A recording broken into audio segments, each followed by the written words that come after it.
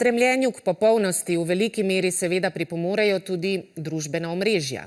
Ta nas vsakodnevno zasipajo s podobami idealov in tudi z oglasnimi sporočili, ki nas prepričujejo, da določene izdelke ali storitve nujno potrebujemo na poti do popolnosti. In verjetno ste se kdaj vprašali, zakaj na družbenih omrežjih ali po elektronski pošti začnemo dobivati reklame za izdelek, o katerem smo se pred kratkim z nekom pogovarjali. Nekateri so prepričani, da nam pametni telefoni na nek način prisluškujejo. Pa je to res? Jasna Karlič-Vrek.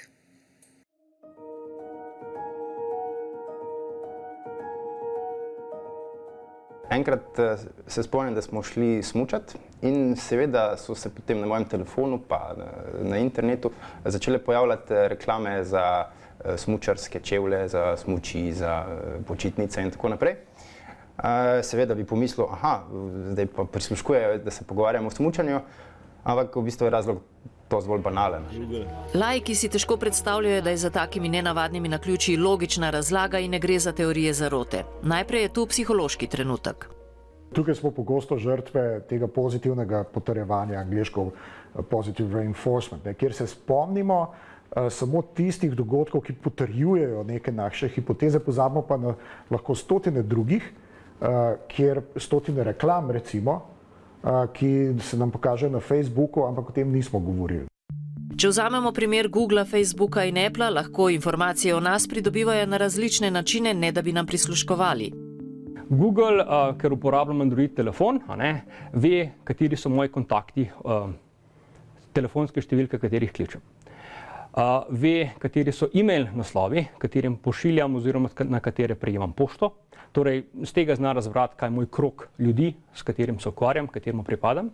Ker imam lokacijo vklopljeno na telefonu, ve, kje sem doma, ve, kje sem v službi. Sodelavec, ki dela na tem področju, je naredil svojo lastno raziskavo in pametnih telefonov določenih in tudi računalnikov in pri tem ugotovil, da recimo mirujoč telefon pošilja, recimo konkretno govorimo o telefonu z operacijskim sistemom Android, pošilja v mirujočem stanju 40krat na minuto vašo lokacijo, torej geolokacijo, kje se nahajate. Ponudniki infrastrukture Google ali pa Apple vedo o nas bistveno več recimo kot pa naši prijatelji celo.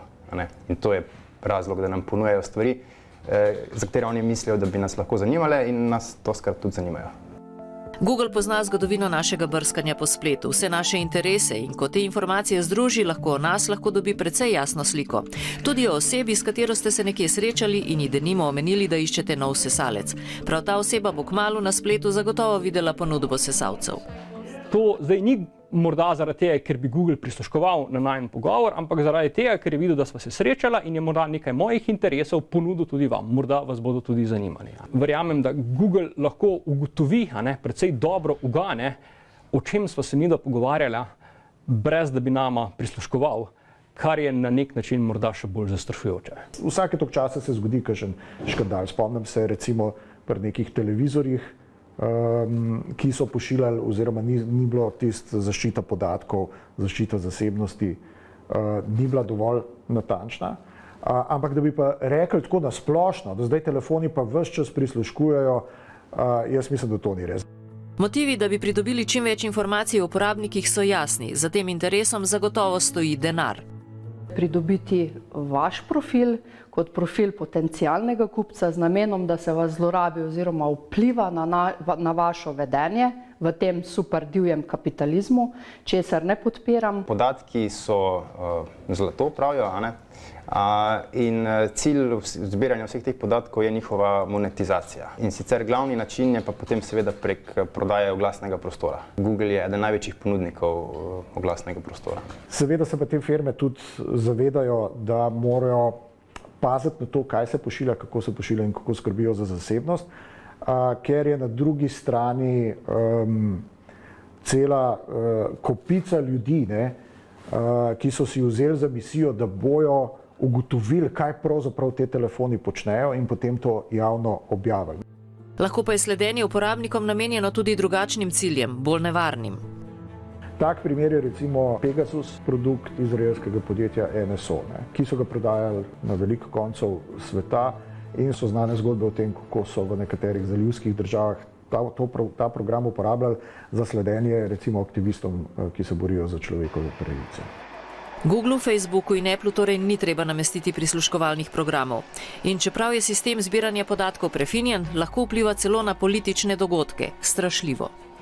Ali pa poznamo torej tudi razne afere, recimo Cambridge Analytica, ki je torej v kandidaturi predsednika Trumpa zbirala mase in mase podatkov, recimo konkretno z Facebooka, v ta namen, da je lahko torej profilirala potencialne volivce in so s tem tudi posredno vplivali na samo volilno kampanjo in tudi za moje pojme na same rezultate volitev. In verjamem v to, da je zadeva precej bolj resna, kot jo recimo Orwell opisuje v svoji knjigi 1984. Jaz mislim, da je bolj pomembno to, da se razmišlja v smer, kako regulirati te internetne velikane, in to so tisti koraki, ki jih tudi EU dela, že z uredbo o varstvu osebnih podatkov.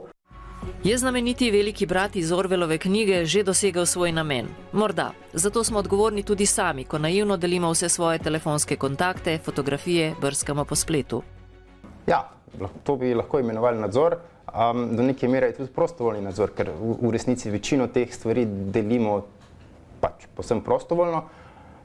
Težko se potem popolnoma izognemo, praktično nemogoče. Jaz sem enkrat naredil en poskus za revijo Monitor in sicer sem poskusil en teden živeti popolnoma brez Googla in podobnih storitev.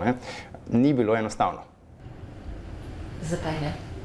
Že od preprostih stvari, kot so elektronska pošta, navigacija, iskanje. Če pa želite zmanjšati obseg informacij, ki jih ima Google o vas, potem je pa ena izmed dobrih zadev, da v bistvu pač pazite, katere informacije o vas Google med brskanjem pa iskanjem zbira. Zdaj, glavni način, kako se te informacije zbirajo, so preko oglaševalskih piškotkov.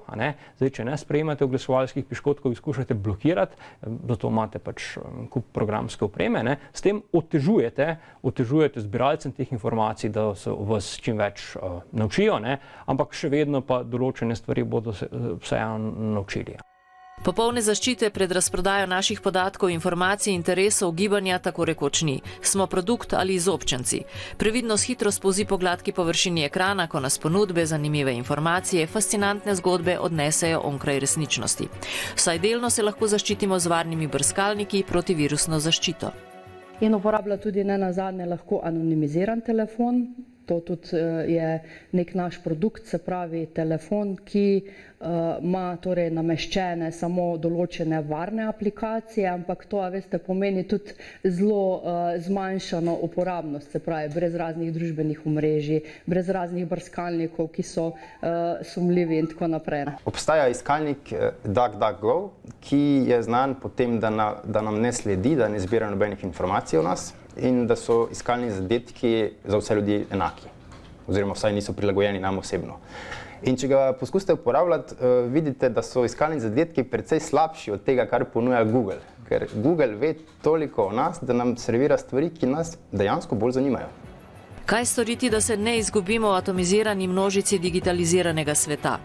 Tukaj je še en del, ki pa je mogoče bolj za izpostaviti. To, da z ozaveščanjem mogoče ta trenutek začnemo prepozno. Da bi morali posodobiti učne programe, da bi morali te vsebine, to zavedanje o varni uporabi interneta, o problemih zasebnosti, bi morali iti tudi v šolstvo, srednje in celo osnovno šolstvo.